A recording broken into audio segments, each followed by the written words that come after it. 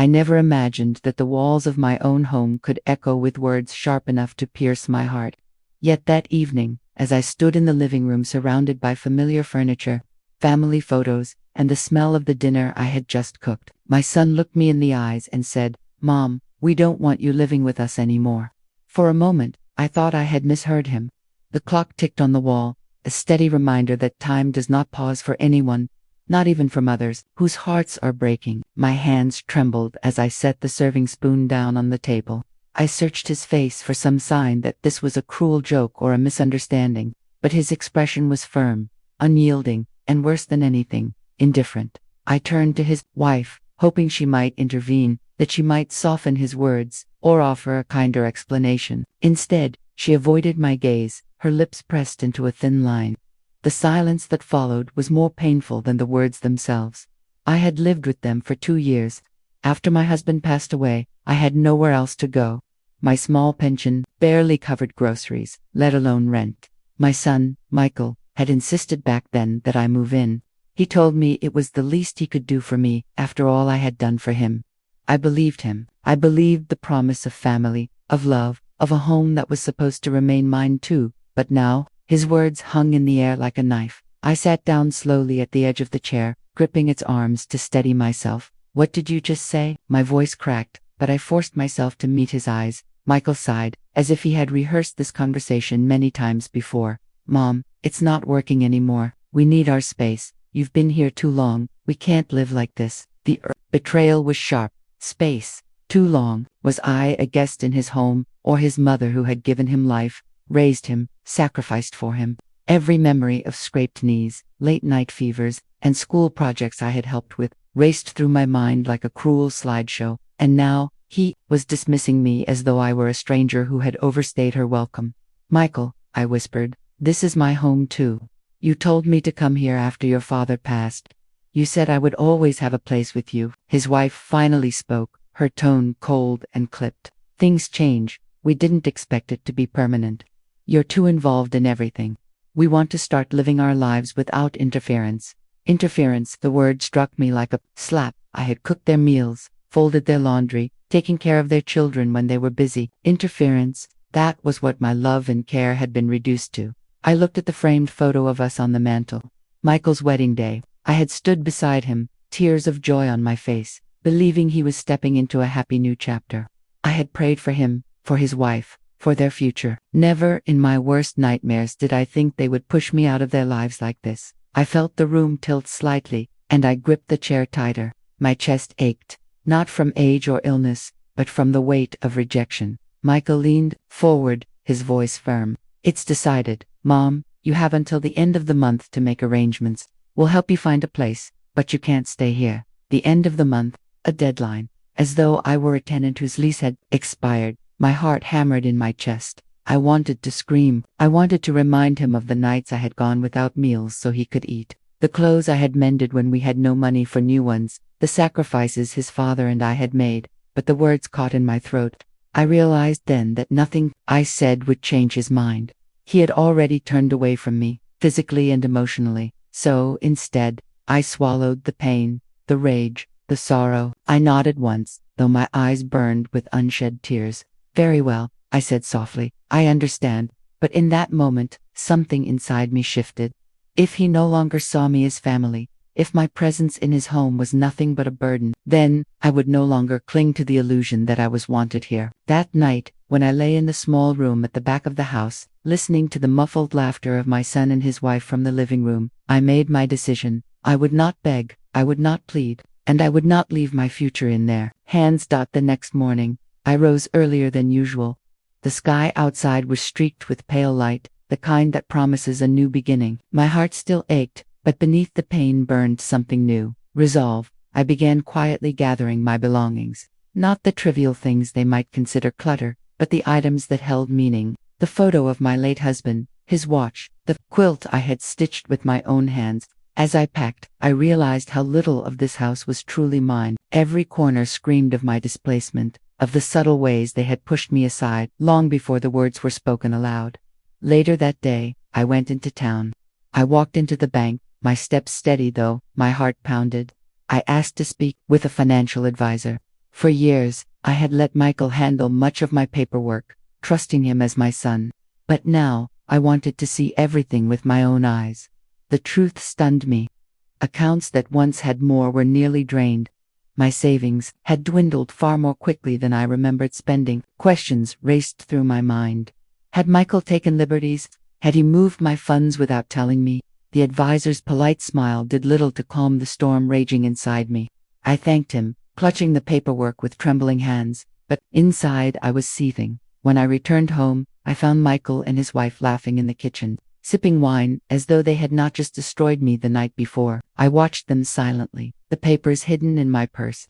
They had underestimated me. They thought I was weak, powerless, disposable. That night, as I lay in bed staring at the ceiling, I made a vow. I would not be cast aside like an old garment. I would reclaim my dignity, my independence, and my future. They had betrayed me, and they would soon learn that I was not as helpless as they believed. I didn't say a word to them about what I had discovered. Not yet. I smiled when they spoke to me. I nodded when they discussed my moving arrangements, but inside I was already building my plan. Every word they uttered only fueled the fire growing in my chest. The mother they thought they could discard was still very much alive, and she was ready to fight back. The following days passed in a blur, though I forced myself to appear calm. On the surface, nothing had changed. I still prepared meals, folded laundry, and kept up with the children's routines. To Michael and his wife, I was quietly accepting my fate, perhaps too broken to resist. That was exactly what I wanted them to believe, but inside me, a storm had begun to rage. Every polite smile they offered, every casual remark about apartments they had seen, or retirement communities they thought I might like, only fueled my determination. I had already started a plan in my head, and I knew that if I wanted to protect myself, I would have to move quickly and quietly. The bank papers lay hidden in the bottom of my dresser drawer. At night, when the house grew silent and I was alone, I pulled them out and read through them again and again. The numbers did not add up. Money was missing, far more than I could account for. My savings, which had once been modest but steady, had been whittled down to a fraction. I had no receipts, no withdrawals, no explanation that made sense. I thought of Michael. He had insisted on helping with my finances after his father died. He said he wanted to take the burden off my shoulders. Back then, I had been too weary with grief to question him. I handed him the passwords, the papers, the access. Now I wondered if that had been my greatest mistake. One morning, while Michael was at work and his wife had taken the children to school, I searched the office desk in the study. The drawers were filled with papers, bills, and neatly stacked envelopes. At first, I found nothing unusual, but tucked beneath a folder labeled House Repairs, I discovered a bank statement with my name on it. The balance made my stomach tighten. It confirmed what I had feared: withdrawals I had not authorized, transfers I could not explain, thousands gone. I stood in the quiet study, the paper trembling in my hands, and felt a cold clarity settle over me. My son had not only decided to throw me out, he had been draining the little security I had left. He was preparing to cast me aside with nothing. I placed the paper back exactly where I found it. I knew then that confrontation was pointless. If I accused him, he would deny it, perhaps even turn the children against me. I needed proof, and more than proof, I needed leverage. That evening, I called an old friend, Margaret, who had once worked at a law office. I told her I needed the name of a discreet lawyer, someone who specialized in family matters and financial disputes. She gave me a name, lowered her voice, and said, "Be careful. If he has already betrayed you once, he will not stop there." The next day, I made an appointment. I told Michael and his wife that I was meeting an old friend for lunch. They barely looked up from their phones when I walked out the door. The lawyer's office was a small but tidy space downtown. The man who greeted me, Mr. Harrison, had kind eyes but a firm voice. I explained everything, from the words Michael had spoken to the missing money and my growing fears. He listened intently, occasionally jotting notes, and then he leaned forward. "You need to protect yourself immediately," he said. "Revoke any financial access he has. Transfer what remains into an account he cannot touch, and update your will. If what you are saying is correct, he is preparing to leave you vulnerable. We cannot allow that. Cannot allow that." His words lit a fire inside me. For the first time since that awful night, I felt power shift back into my hands. He drafted the papers I needed, and before I left his office, I had signed documents revoking Michael's authority over my finances. A new account was opened in my name only, and the little money I still had was moved safely out of his reach. When I walked out of that office, I felt taller, stronger, as if I had shed the skin of helplessness they wanted me to wear. That night, Michael asked casually at dinner, "Did you go out today, Mom?" I smiled, ladling soup into the children's bowls. "Yes, I had lunch with Margaret. It was nice to see her after so long." He nodded, satisfied with the explanation. His wife gave me a glance, sharp and suspicious, but said nothing. Inwardly, I was trembling with triumph. They had no idea that the ground beneath them was already shifting. Days turned into weeks, and I continued to play the role of the obedient mother, quietly waiting for the end of the month as if I were resigned. But behind the mask, I gathered information. I noticed whispered conversations between Michael and his wife when they thought I was not listening. I overheard fragments about money, about plans once I was gone. One evening, while clearing the dinner table, I saw a folded paper slip from Michael's pocket. He excused himself to take a phone call, leaving the paper behind. I picked it up and quickly scanned it. It was a draft agreement for a new mortgage, one that listed my property, my old house that I had sold years ago, as part of the collateral. Confusion and dread crashed over me. That house had been sold, and yet here was my son trying to leverage something that should no longer exist in my name. I realized then that this was bigger than betrayal. It was deception, fraud, perhaps even crime. He was using my identity, my name, to secure money for himself. I returned the paper to where I found it before he came back, but the knowledge weighed heavily on me. I could not stay silent any longer. The next morning, I returned to Mr. Harrison's office with the paper in hand. He studied it carefully, his brow furrowing. "This is serious," he said. "If he is attempting to use your identity or forge documents, we are looking at fraud charges. We will gather everything we need. Do not confront him yet. Let him dig his own grave." The advice was sound, though it left me restless. Every day I remained under the same roof with Michael and his wife. I felt as though I were living among vipers, waiting for them to strike again. That night, as I tucked my granddaughter into bed, she clung to my hand. "Grandma," she whispered, "are you really going to leave? Daddy said you have to go soon." Her innocent eyes searched mine, and my heart cracked. "Do not worry, sweetheart," I said softly, brushing her hair back. "Grandma always has a plan." She smiled faintly, trusting me in a way her parents no longer did. That trust became my anchor. I could not let her see me broken. I had to show her that even when the world turns cruel, strength can still rise from sorrow. The days ahead were filled with careful steps. I documented every strange paper, every whispered conversation, every suspicious withdrawal. Mr. Harrison guided me through each process, building a case piece by piece. I knew the storm was coming. I could feel it in the way Michael's wife eyed me when she thought I was not looking, in the sharpness of Michael's tone when he asked if I had begun looking for apartments. They believed they were in control, but the truth was shifting in my favor. One night, lying awake in the dark, I thought of my late husband. I imagined what he would say if he could see the mess our son had created. I whispered into the silence, "I will not let him destroy what we built. I promise you that." As the clock struck midnight, I knew the battle lines had been drawn. My son had cast me aside, stolen from me, and deceived me.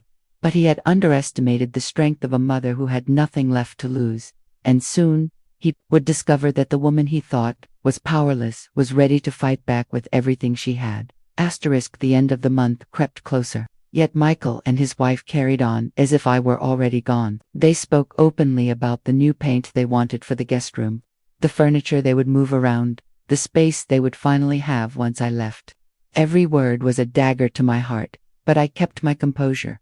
On the surface, I was the same mother who quietly helped in the kitchen, folded laundry, and picked up toys from the floor. Underneath, I was sharpening my resolve. The papers I had collected were neatly tucked away with Mr. Harrison. I had no intention of leaving empty-handed or broken. If Michael wanted to discard me like an unwanted shadow, he would first have to face the truth of what he had done. One Friday evening, Michael suggested a family dinner. "It will be nice," he said. "One last meal together before you make your move." His wife smiled across the table, a smile that never reached her eyes. I agreed, though my mind was racing. This dinner would not be my farewell. It would be my test. I wanted to see if either of them would reveal more, if their guilt would slip through the cracks once wine loosened their tongues. The table was set with my best dishes, the ones I had carried with me from my old home. I cooked a roast with potatoes, carrots, and fresh bread. The aroma filled the house, warm and comforting.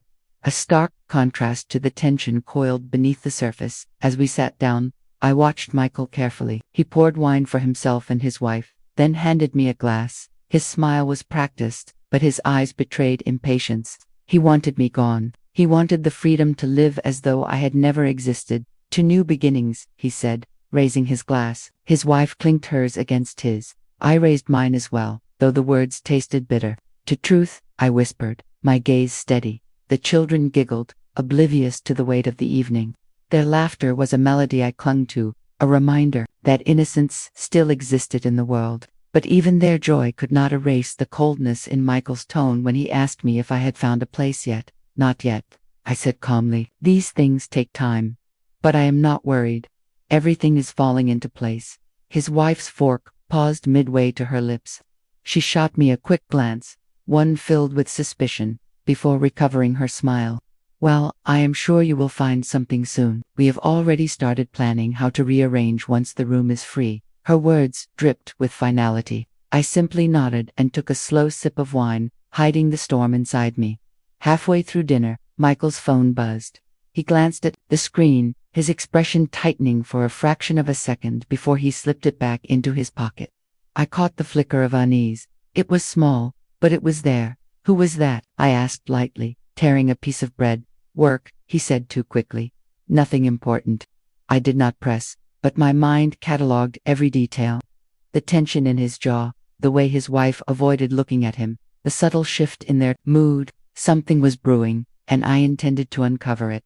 After dinner, while the children played in the living room, Michael and his wife lingered at the table with their glasses of wine. I excused myself, carrying dishes into the kitchen, but I left the door open just enough to hear their hushed voices. We need to finalize everything, his wife whispered urgently. I know, Michael replied. Once she is out, it will be easier, but we cannot rush.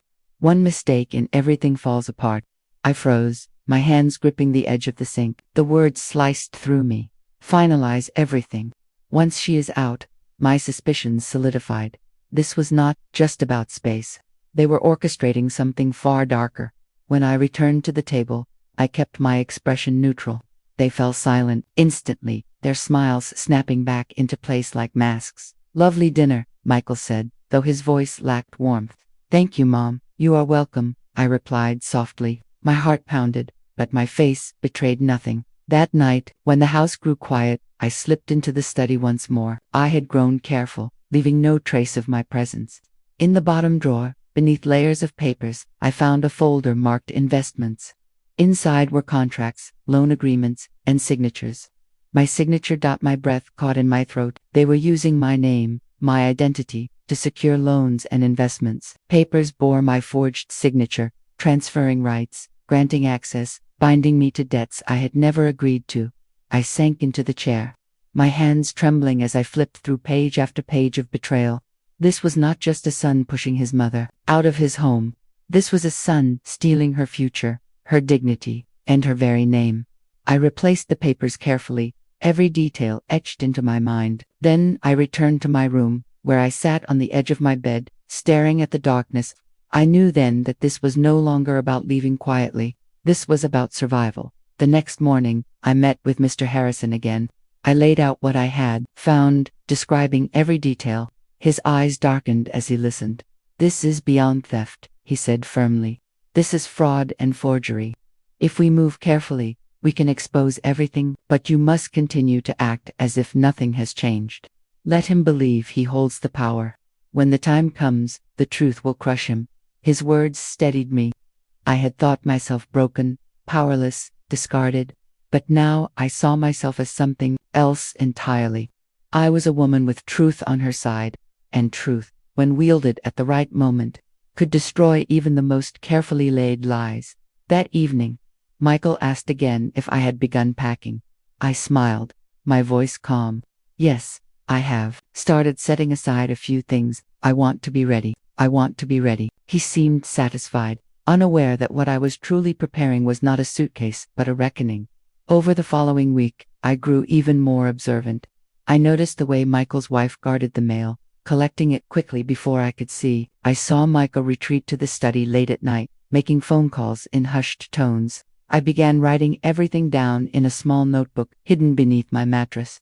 Dates, times, snippets of conversation, every detail that might later serve as evidence.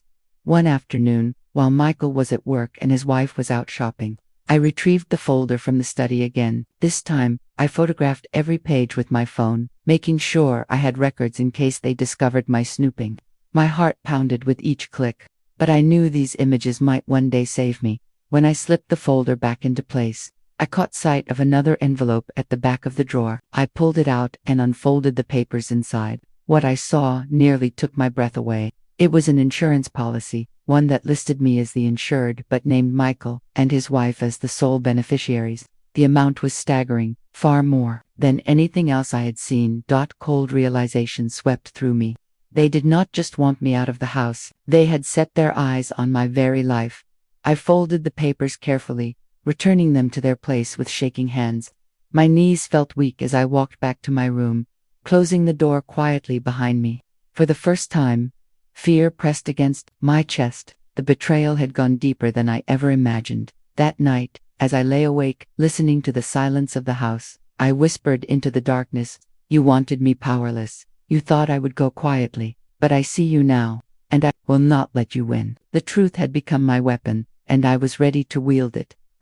The air in the house grew heavier with each passing day. Michael and his wife still believed they were in control, but the truth I carried in my heart gave me strength. Every time I saw them smiling across the table, every time they spoke about their plans for the house once I was gone, I reminded myself that their victory was only temporary. I continued my daily routine, careful not to reveal what I knew. I cooked, cleaned, and tended to the children. On the surface, I was the same obedient mother who had accepted her fate. Beneath that mask, however, I was gathering power. My meetings with Mr. Harrison had given me direction. My hidden photographs of their fraudulent papers were my shield. Yet, even with all my preparation, I knew a storm was coming sooner than I expected. It arrived one Wednesday evening. The day had been ordinary, the kind that disguises the approach of disaster. I spent the afternoon helping my granddaughter with her homework, while Michael was out and his wife busied herself with errands. By evening, the table was set for dinner, and I ladled soup into bowls with steady hands. Halfway through the meal, Michael cleared his throat. His tone was sharper than usual. "Mom, we need to talk about your move. The end of the month is only a week away. Have you made arrangements?" I placed my spoon down carefully and met his gaze. His eyes were cold, impatient. He was pushing, certain that I was weak enough to be rushed. "I am considering my options," I said calmly. His wife leaned forward, her lips tight. "That is not good enough. We need a definite plan. We cannot keep waiting." The children looked up from their plates, sensing the tension. I forced a smile for their sake before turning back to the two people who had once promised to be my family. "I told you," I said softly, "I will not be here forever, but the matter of where I go, and when, is mine to decide." Michael's jaw tightened. "No, it is not. This is our house. You do not get to make the rules here." The words struck with the force of betrayal. I steadied my breath, fighting the urge to lash out. I had to be careful, yet something inside me refused to remain silent any longer. "Michael," I said, my voice firm but calm, "I know more than you think." For a split second, his composure cracked, his eyes flickered, and I saw the truth in that tiny moment. He knew exactly what I was referring to, though he quickly masked it with anger. "What are you talking about?" he demanded. I folded my hands in my lap, keeping my tone even. "I am talking about the papers I have seen. The ones with my name on them. The ones I never signed." Silence fell over the table. His wife went pale, her fork frozen in midair. Michael leaned back slowly, his eyes narrowing. "You have been snooping?" he said flatly. "I have been protecting myself," I replied. "You thought I would never notice. You thought I was too old, too tired, too trusting. But you were wrong." His wife set her fork down with a sharp clatter. "This is ridiculous. You are imagining things. You do not know what you are talking about. I met her gaze without flinching. I know enough. I know about the loans, I know about the forged signatures, and I know about the insurance policy that lists me as the insured but both of you as the beneficiaries. Her face drained of color, and she turned to Michael, panic flashing in her eyes. He remained silent for a long moment before finally speaking. You should not have gone through my things, he said, his voice low and dangerous, and you should not have betrayed your mother, I answered. The children sat frozen, wide-eyed, their spoons clutched in their small hands. My heart ached for them, for the innocence that was being shattered by the ugliness of their parents' greed. Michael slammed his hand on the table, making the dishes rattle. Enough. You think you can accuse me. You think anyone will believe you. You are old, confused, bitter. I have given you everything, and this is how you repay me. I stood slowly, my chair scraping against the floor. My voice did not rise, but every word carried steel. You did not give me everything. I gave you everything, and you will not take what little I have left. For a moment, the room was thick with silence. Michael's wife looked as though she might faint. Michael's fists clenched at his sides, his chest heaving. But I did not waver. I turned to the children and said gently, "Go upstairs, darlings. Grandma needs to speak with your parents alone." They hesitated, frightened, but I smiled reassuringly. "It is all right. Go on." Once their small footsteps faded upstairs, I faced the two people I no longer recognized as family. "I have already taken steps to protect myself," I said. "My accounts are secure. My lawyer has copies of everything. If anything happens to me, every piece of evidence will go straight to the authorities." Their faces registered shock, then fury. Michael leaned across the table, his voice a harsh whisper. "You think you are clever, but you do not understand.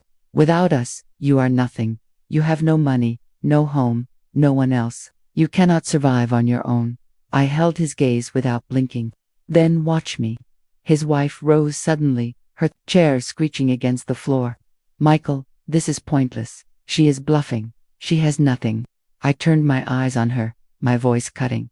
"Do you want to test that theory? Go ahead. Find out how quickly the world will learn the truth once those papers are exposed." She faltered, her confidence crumbling under my steady stare. Michael sat back heavily, running a hand through his hair. For the first time, I saw doubt flicker in his eyes. He had always believed I was weak, that I would bow to his will. But now he was realizing that I was not the woman he thought I was. The confrontation ended in silence. I gathered my plate, carried it to the sink, and washed it calmly, as though nothing had happened. Behind me, I heard the low murmur of their frantic whispers. I knew they were plotting, scrambling, desperate to regain control, but the power had already shifted. That night, as I lay in bed, I felt a strange calm settle over me. The fear was still there, but it no longer ruled me. I had faced them. I had spoken the truth aloud. And though the battle was far from over, I had drawn the line. They would not push me further. The next morning, the house was quiet. Michael avoided my eyes at breakfast. His wife busied herself with the children, her smiles too bright, her laughter too forced. I said nothing, but I watched. I saw the cracks forming in their facade, the nervous glances they exchanged, the tension in their movements. Later that day, when Michael left for work, I slipped into the study one final time. I no longer needed the papers. I already had photographs of everything. But I wanted to leave a message. On top of the folder I had once discovered, I placed a single note in my neat handwriting. "I know the truth. Try me if you dare." Then I closed the drawer, straightened the room, and walked out with my head held high. That evening, when Michael returned, I heard the sound of the drawer opening, the papers rustling, the pause when he found my notes. The silence that followed was thick with unspoken fear. I smiled to myself as I stirred a pot of soup in the kitchen. For the first time in weeks, I felt alive. I felt alive. The days following the confrontation were unnervingly quiet. The air inside the house carried a heaviness that even the laughter of the children could not lift. Michael avoided me whenever possible, retreating into his study or leaving early. For work, his wife busied herself with errands and phone calls, her voice lowered to hushed whispers whenever I walked past. I knew what they were doing. They were regrouping, plotting, and waiting for the right moment to strike. Yet they underestimated me again. They believed fear had weakened me, when in reality, fear had sharpened me. I was no longer the grieving widow who had stepped timidly into their home 2 years ago. I was a woman betrayed, a woman who had nothing left to lose, and therefore a woman with nothing left to fear. On Sunday, Michael suggested a family outing. His voice was forced, his tone too cheerful, but I agreed without hesitation. I understood this was no innocent attempt at reconciliation. This was another step in their plan. Whatever they had in mind, I would walk straight into it, not as their victim, but as their witness. The outing was to the lake just outside town. It was a place we had visited when Michael was a child. Back then, we carried picnic baskets and kites. His father would skip stones across the water, while I spread blankets on the grass. Those memories should have been warm, but now they felt poisoned. We drove in strained silence. The children chatted excitedly in the back seat, unaware of the shadows lurking over the adults in their lives. Michael's wife sat stiffly in the passenger seat, her smile tight and hollow. I stared out the window, my face calm, though inside, my mind, every sense was heightened. When we arrived, the lake sparkled under the afternoon sun. Families were scattered along the shore, their laughter carried by the wind. Michael led us to a more secluded spot away from the crowds. The isolation was not lost on me. We spread out a blanket, unpacked sandwiches, and poured lemonade. On the surface, it looked like any ordinary family picnic, but the tension beneath the smiles was unmistakable. Michael kept glancing at me, his eyes darting quickly away when I met them. His wife stayed close to the children, her laughter too sharp, too rehearsed. After eating, Michael suggested we take a walk by the water. The children begged to stay behind and play, and his wife volunteered to watch them. That left Michael and me alone, walking side by side along the quiet shore. For a long time, neither of us spoke. The only sounds were the lapping of the waves, and the crunch of gravel beneath our feet. Finally, he broke the silence. "Mom, you are making this harder than it needs to be." I kept my eyes on the water. "Am I?" "Yes," he snapped, his composure cracking. "If you had just agreed to leave quietly, none of this would have happened. But you had to dig where you did not belong. You had to turn everything into a fight." I stopped walking and turned to face him. "Do you hear yourself? You forged my name, you drained my accounts, you bought insurance with my life as the price, and you dare to call me the problem." His face twisted with anger. "You do not understand. You never understood. Do you think money falls from the sky? Do you think houses, cars, and children pay for themselves? I built this life, and you want to take it away." "I never wanted to take anything," I said, firmly. "I only wanted honesty, love, and a family. But you traded all of that for greed." For a moment, his anger flickered into something else. Guilt, perhaps, or doubt. But it vanished quickly, replaced by something colder. "You should not have come here," he said quietly. "You should have stayed in that old house with nothing. At least then, you would not have been in my way." I felt a chill crawl up my spine. His words carried a weight that went beyond resentment. They carried intent. We walked back in silence. His wife was waiting, her expression tight. She looked at Michael as though asking a question without speaking. He shook his head almost imperceptibly. I caught the exchange, and I knew, whatever trap they had planned at the lake, he had not been ready to spring it. The rest of the picnic passed in uneasy silence. On the drive home, I watched them both carefully. They were growing desperate. Desperation makes people reckless. That could be my greatest danger, but also my greatest advantage. That night, long after the children were asleep, I heard them in the study. Their voices rose in heated whispers. "She knows too much," his wife hissed. "Then we get rid of her," Michael snapped. "One way or another. She is leaving." I stood in the hallway, my hand against the wall to steady myself. The words were not a figure of speech. The venom in his voice was clear.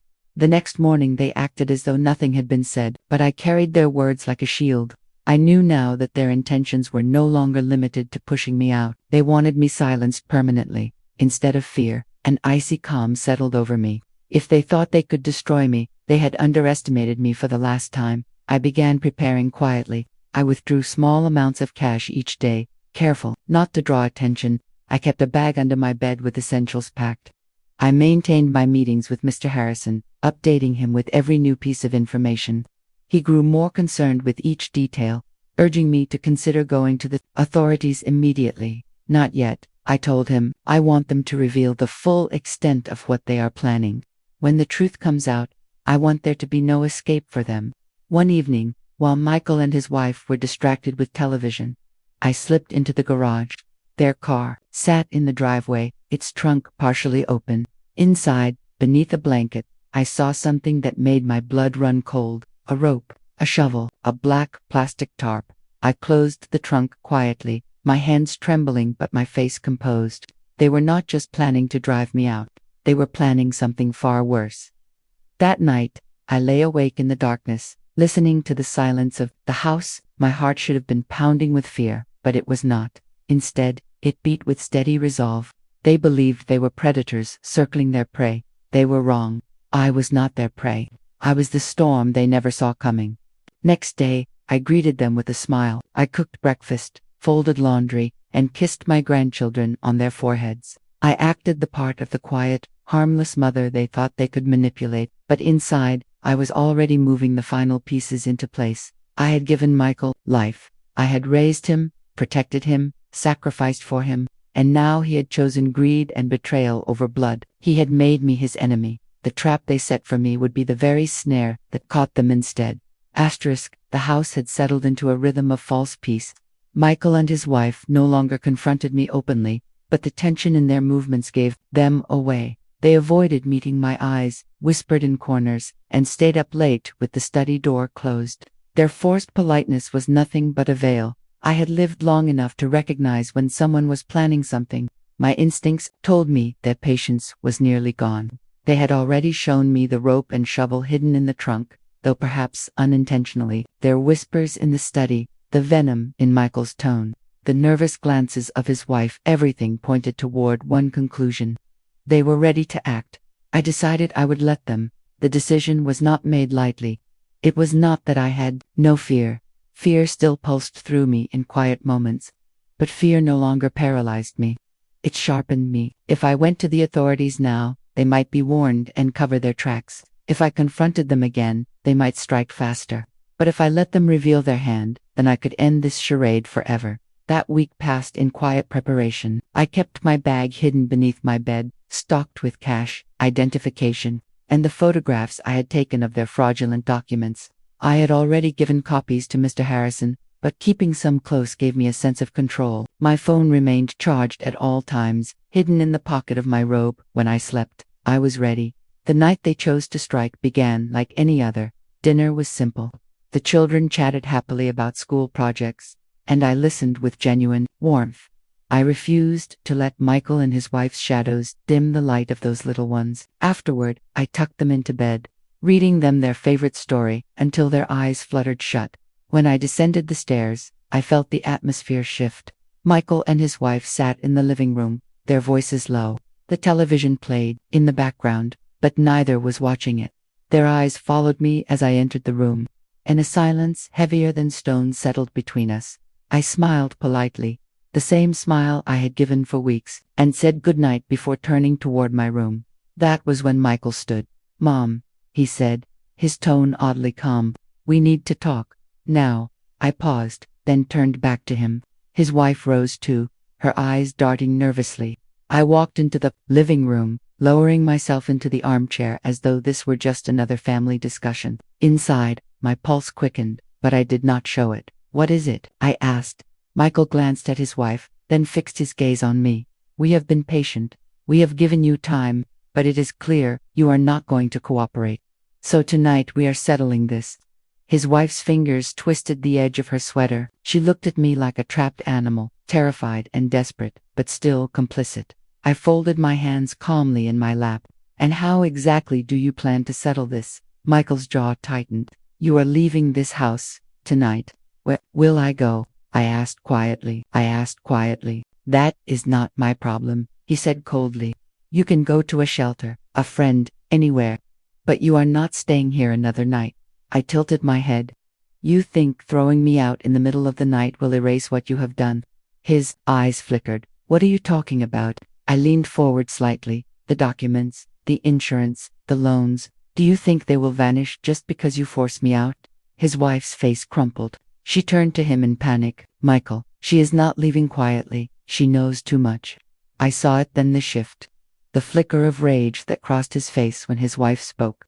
The moment the mask slipped, and the son I once loved became a man who had chosen cruelty over compassion. "You are right," he said, his voice dark. "She knows too much." He stepped toward me, and for a moment the room felt as though it tilted. His fists clenched, his chest rising and falling with fury. I kept my eyes on him, my expression calm. Inside, I prepared myself for the moment I had been waiting for. Before he could act, I reached into the pocket of my robe and pulled out my phone. With a single touch, I activated the recording that had been running since I entered the room. "Go on," I said softly. "Finish what you were about to say. Let us have it on record." He froze. His wife gasped, her hands flying to her mouth. "What is that?" Michael demanded, his voice breaking. "Proof," I replied. "Proof that if anything happens to me tonight, the police will know exactly who to blame." His face went pale. His wife whispered, "She set us up." I rose slowly, keeping the phone visible. "No," I protected myself. "I gave you chance after chance to choose the right path, but you chose greed, deceit, and now violence. Do you think I would walk into this room unprepared?" For a long moment, no one moved. The only sound was the muffled hum of the television in the background. Michael's chest heaved, his fury palpable, but now it was tangled with fear. "You are bluffing," he muttered. I pressed the screen of the phone, and his own voice echoed back through the speaker. "She knows too much." The color drained from his face. I turned to his wife. "Do you hear him? Do you hear what he planned for me?" Her eyes filled with tears. "I never wanted this," she whispered. "I just wanted security. I never wanted to hurt you." "You already did," I said quietly. "Both of you did, but I will not let you finish it." I tucked the phone back into my pocket and walked toward the stairs. Michael blocked my path, his eyes wild. "You cannot just walk away," he snarled. I met his gaze. "Watch me." For a moment, I thought he might strike me. His fists trembled, his jaw clenched so tight that a vein throbbed in his temple. But then he stepped aside. Perhaps it was the fear of the recording. Perhaps it was the realization that he no longer held control. Whatever it was, I passed him without flinching. I climbed the stairs, entered my room, and locked the door behind me. My heart pounded now, not from fear, but from the rush of survival. I had faced them head on, and emerged stronger, but I knew this was not the end. Michael was reckless, and desperation makes reckless men dangerous. I retrieved the bag from under my bed and placed it by the door. If they forced me out tonight, I would be ready. If they tried something worse, the authorities would already have everything they needed. As I lay in bed, my phone clutched in my hand, I thought of the boy I had raised. I thought of the bedtime stories, the scraped knees I had bandaged, the tears I had wiped from his cheeks. Where had that boy gone? When had he become this man? Grief pressed against my chest, but I pushed it aside. I could mourn the son I had lost later. For now, I had to survive the man he had become. The house was quiet again, but I knew the silence was temporary. Somewhere in the darkness, Michael and his wife were whispering, scheming, deciding their next move. They believed they still had power. What they did not realize was that the balance had shifted forever. The following morning dawned quiet, but there was no peace in it. The house hummed with unease, like the air before a thunderstorm. Michael's eyes were swollen from lack of sleep. His wife busied herself with the children, her movements sharp and distracted. I kept to my room, pretending to sort through old papers, but my ears stayed sharp for every sound that filtered through the walls. I knew something was coming. The confrontation in the living room had not ended anything. It had cornered them. Cornered animals strike the hardest dot around mid-morning. I decided to step outside. The garden in the back had always been my sanctuary. I clipped herbs and gathered them into a basket, enjoying the crisp air on my skin. But even out there, I felt their eyes on me. When I glanced back at the house, Michael stood at the window, watching. I lifted my chin, meeting his stare without wavering. He turned away abruptly, but I knew that inside his mind, the war was raging. He had lost control of me, and that realization gnawed at him by evening. The tension had grown unbearable. The children played on the floor with their toys, oblivious to the storm brewing around them. Michael sat stiffly in his chair, his eyes fixed on the television, though I knew he was not seeing it.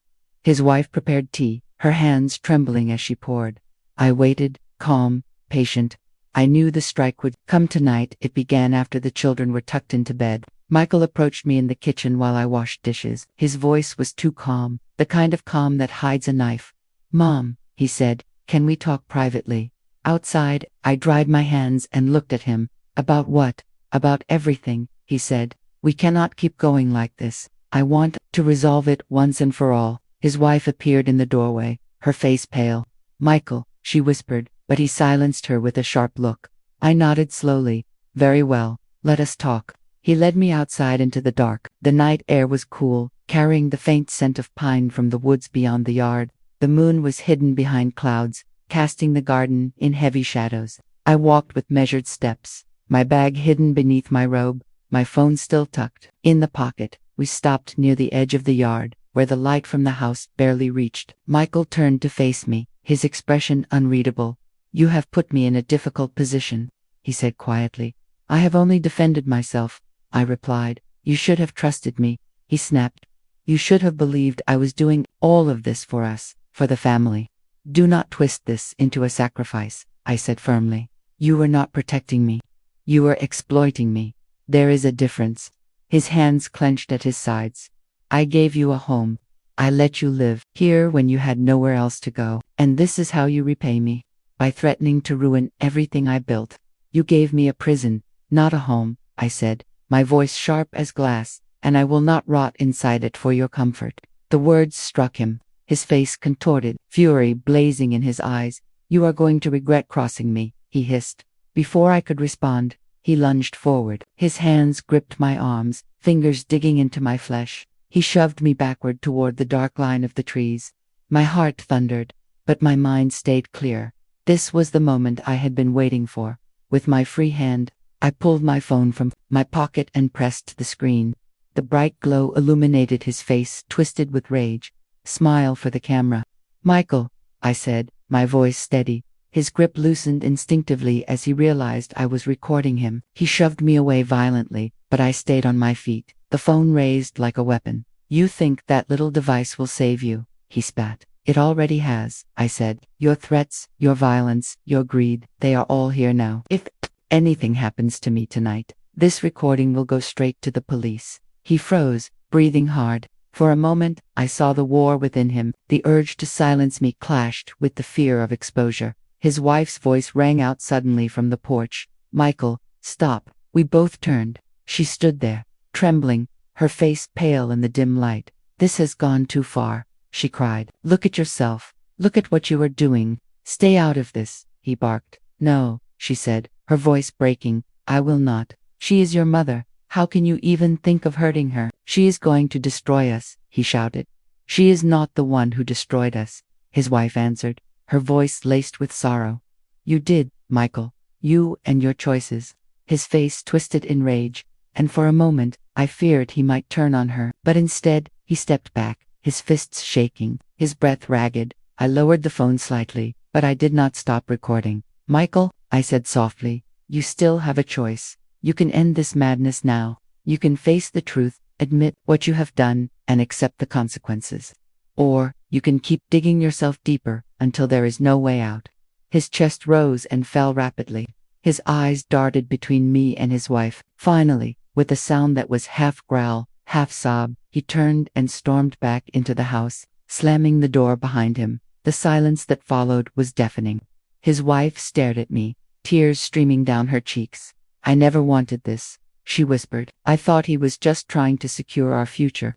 I never knew it would come to this." I studied her carefully. "You chose to stand by him. That makes you guilty too." She bowed her head, shame etched across her face. "I know." We stood there for a long moment under the heavy night sky. Finally, I turned toward the house. "This is not over," I said. "But understand this. He will not break me. Not now, not ever. Now, not ever." I walked back inside, my heart pounding but my stride steady. Michael was nowhere to be seen. The living room was dark, the kitchen empty. Upstairs, I heard the faint creak of floorboards as he paced in his study.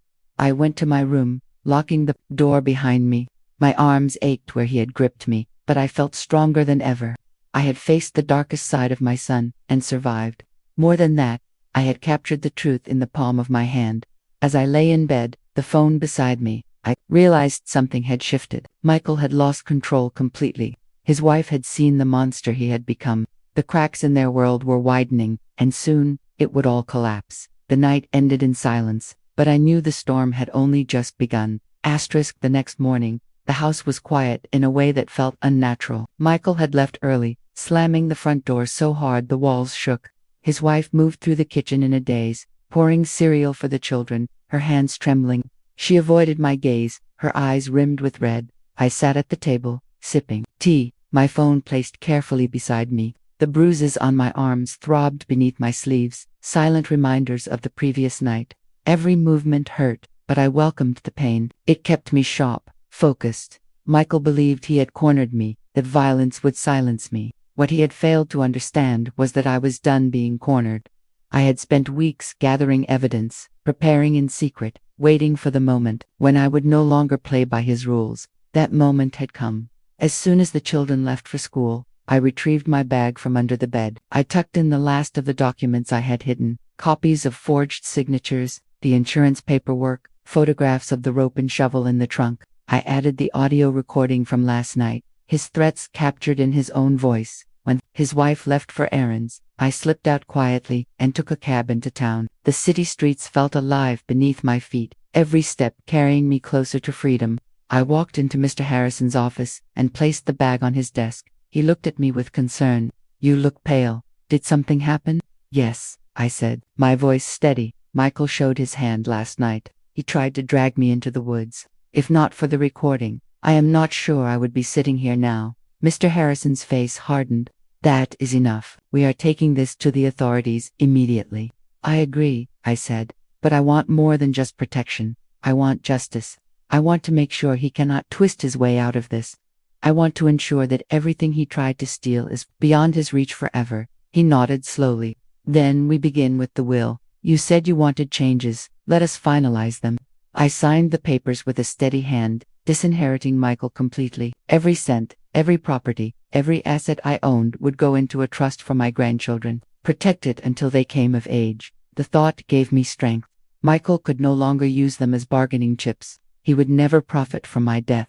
Next, Mr. Harrison helped me file an official statement, attaching all the evidence I had gathered. He assured me that once the police reviewed it, there would be no escape for Michael. Fraud, forgery, insurance crimes, combined with the recording of his threats, it was enough to destroy him. When I left the office, the sky felt brighter. For the first time in months, I walked with my head high, no longer the cornered woman he had tried to make me. I was no longer waiting for the storm to strike. I was the one moving the storm toward him. By the time I returned home, Michael was back. His face was red with fury, his eyes bloodshot. He had been drinking something he rarely did. His wife hovered nearby, wringing her hands. "Where were you?" he demanded, his words sharp. "In town," I replied calmly. "What were you doing?" "In town, taking care of business," I said. His nostrils flared. "Do not play games with me, Mom. I know you are scheming. I know you are trying to turn people against me." I met his gaze steadily. "I do not need to turn anyone against you, Michael. You have done that all by yourself." His wife's face crumpled. She looked at me with something like desperation, as though she wanted to confess, to beg forgiveness. But Michael's fury kept her silent. "You think you are so clever," he spat. "But you live under my roof. Do not forget that." I rose from the table, standing tall, despite the ache in my arms. "No, Michael, it is you who forgot. You forgot who gave you life. You forgot who sacrificed so you could have a home, an education, a future, and you forgot that every empire built on lies eventually crumbles." He lunged toward me, but his wife grabbed his arm. "Stop it, Michael," she cried. "Please, stop before you ruin everything." He shoved her aside, his chest heaving, but he did not touch me. Perhaps he sensed the shift in power. Perhaps he realized that I no longer flinched. I turned and walked toward the stairs, leaving him shaking in his rage. That night, I lay awake listening to him pacing the floors. His footsteps thundered through the house like the beating of war drums, but I was not afraid. I had done what needed to be done.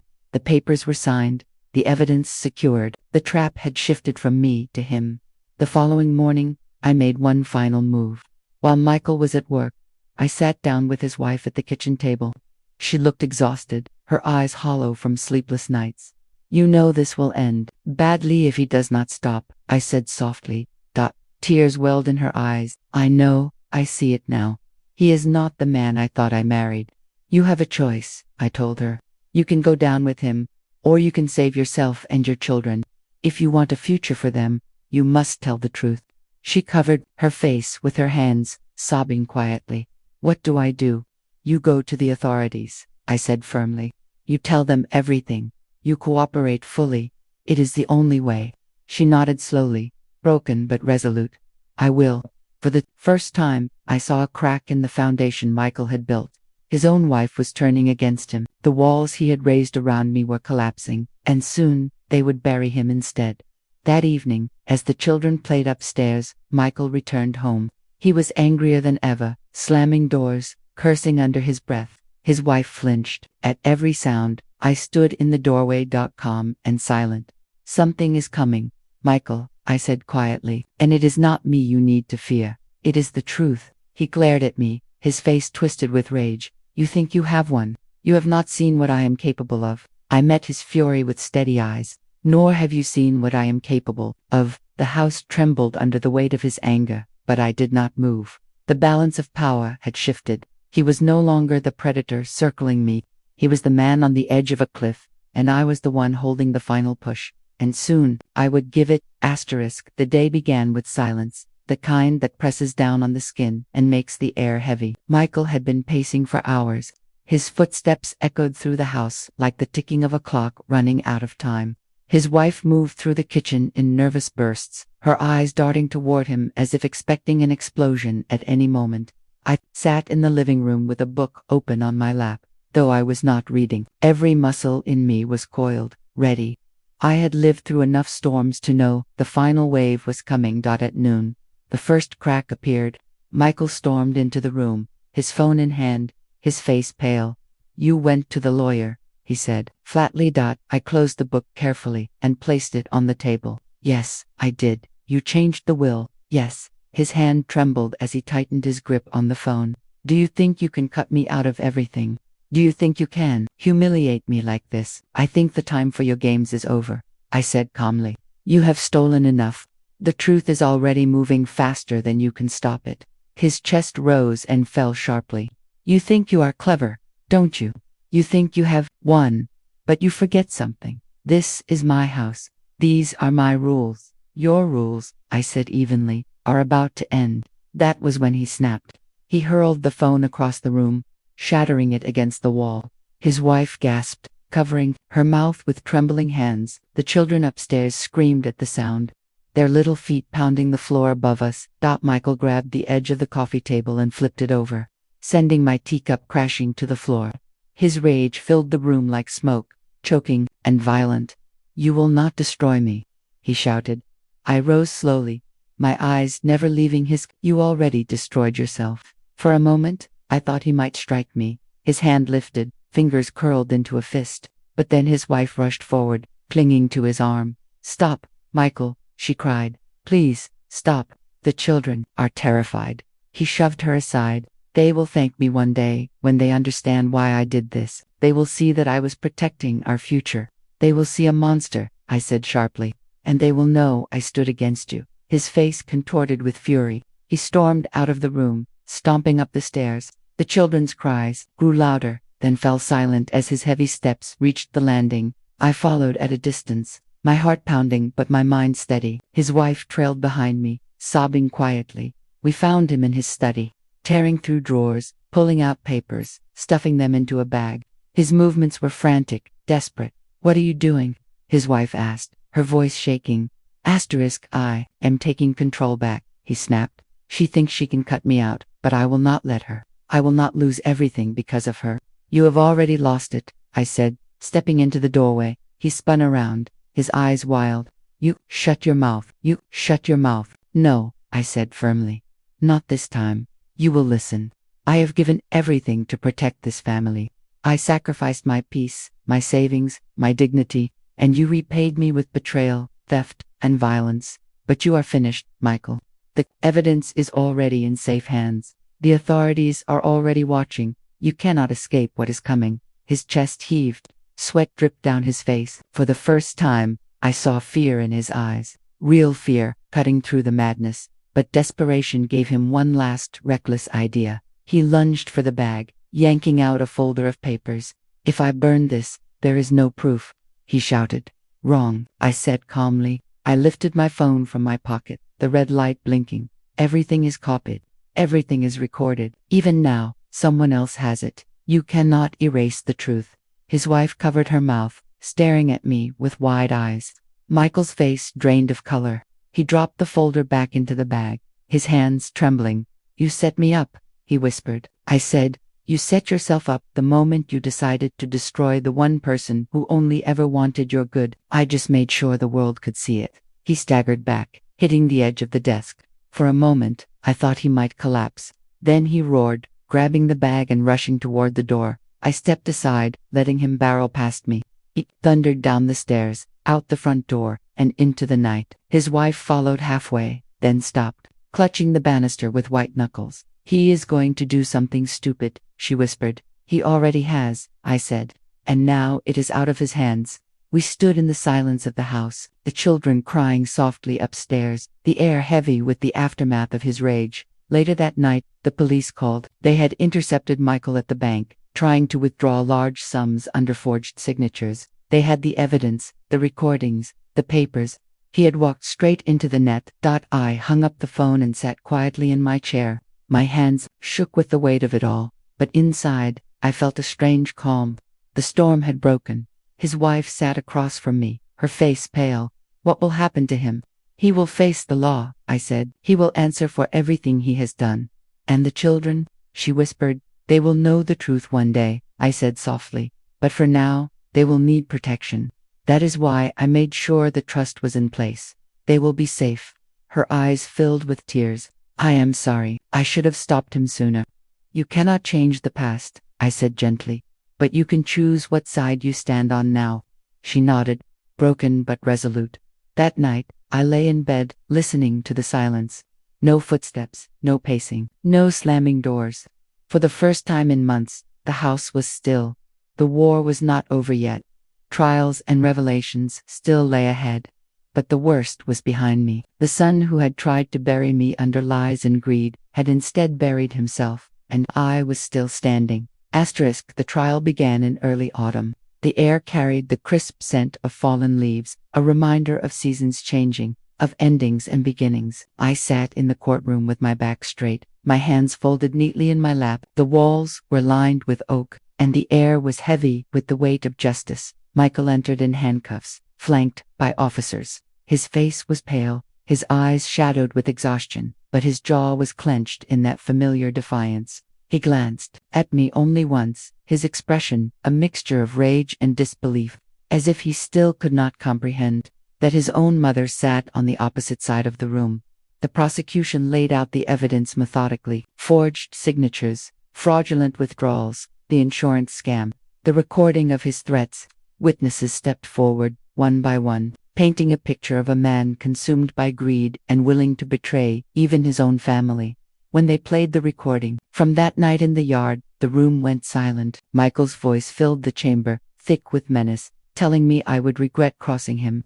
My stomach clenched as I listened, but I forced myself to meet his gaze. He looked away first.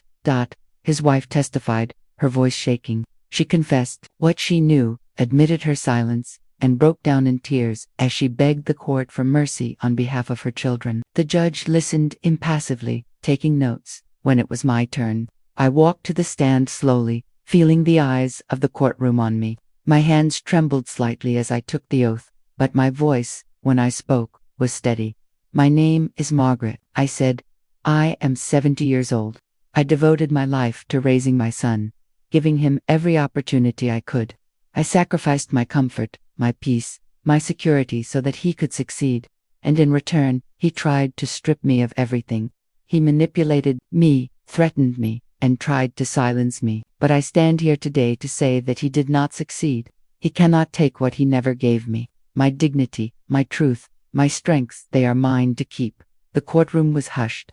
Even the judge looked up briefly, his eyes narrowing with something like respect. I stepped down from the stand and returned to my seat, my heart pounding. For the first time in years, I felt truly heard. Michael's defense tried to paint him as desperate, a man cornered by financial hardship, acting out of fear for his family's future. But the evidence was too overwhelming. His lies collapsed under the weight of truth.